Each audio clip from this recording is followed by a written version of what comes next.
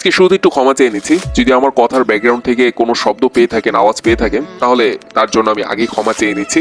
আশা করি পাবেন না, কিন্তু তাও যদি পেয়ে থাকেন তাহলে একটু অ্যাডজাস্ট করে নেবেন, কেননা আমার বাসার নিচে কাজ চলছে। বুঝতেই তো পারছেন, ঢাকা শহরের বাড়িওয়ালাদের প্রচুর পরিমাণ টাকা বেড়ে গিয়েছে হুট করি। ঢাকা শহরে তো কোনো জায়গাও ফাঁকা থাকছে না, সব জায়গায় বিল্ডিং তুলে ফেলছে, বা যাদের বিল্ডিং তোলা আছে তারা সেই বিল্ডিংটাকে নতুন করে ফেলছে।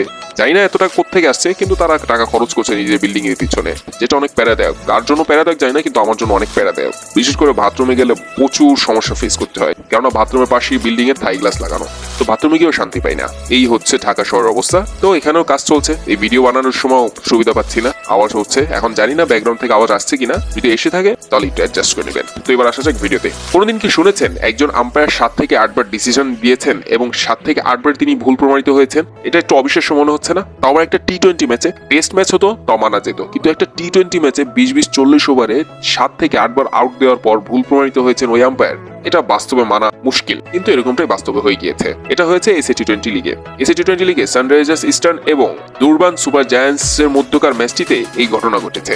এই ম্যাচে যিনি ফিল্ড আম্পায়ারের দায়িত্বে ছিলেন, তিনি দুই দলের 2 ইনিংসই প্রায় 7 থেকে 8 বার বা 9 বার ডিসিশন দিয়েছেন, আউটের ডিসিশন অবশ্যই। তিনি সেই 7 থেকে 8 বারই ভুল প্রমাণিত হয়েছেন, যেটা এক প্রকার অবিশ্বাস্য।